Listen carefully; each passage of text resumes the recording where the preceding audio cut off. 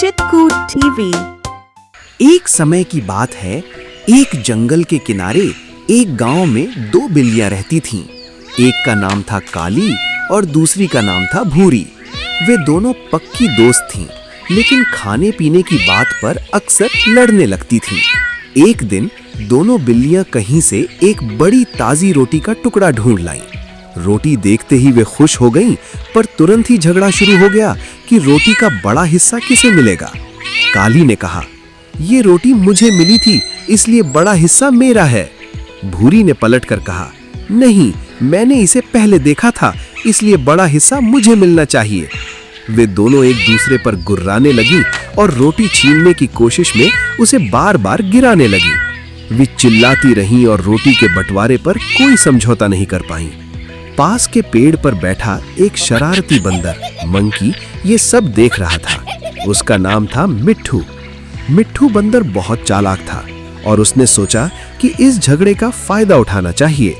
वो नीचे उतरा और बिल्लियों से बोला, अरे मेरी प्यारी दोस्तों, तुम इतना लड़ क्यों रही हो? मैं तुम्हारी मदद कर सकता हूँ।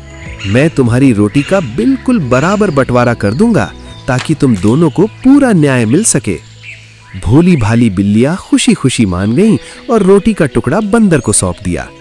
बंदर मिट्ठू रोटी का टुकड़ा लेकर आया और उसने उसे दो हिस्सों में तोड़ने का नाटक किया। उसने जानबूझकर एक हिस्सा दूसरे से थोड़ा बड़ा तोड़ा। बंदर ने बड़े टुकड़े को दिखाते हुए कहा, ओह, ये हिस्सा थोड़ा बड़ा हो गया है, न्याय के लिए मुझे इसे थोड़ा बराबर करना होगा। ये कहकर उसने बड़े टुकड़े में से एक बड़ा निवाला लिया और उसे खा लिया।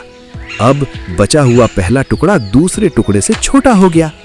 बंदर ने फिर छोटे टुकड़े को उठाया और बोला, ओह, अब ये वाला टुकड़ा छोटा हो गया है, मुझे इसे बराबर करने के लिए इसमें से भी थोड़ा खाना पड़ेगा। ये कहकर उसने दूसरे टुकड़े में से एक बड़ा निवाला खा लिया। इस तरह बंदर बारी बारी से दोनों टुकड़ों में से तब तक खाता रहा जब तक कि रोटी के बहुत छोटे छोटे टुकड़े ही नहीं बच गए।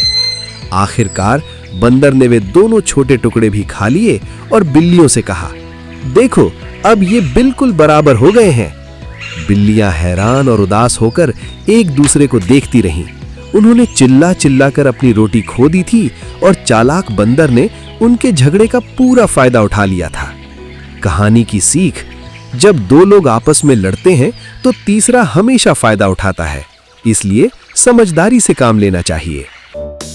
चिटकूट टीवी।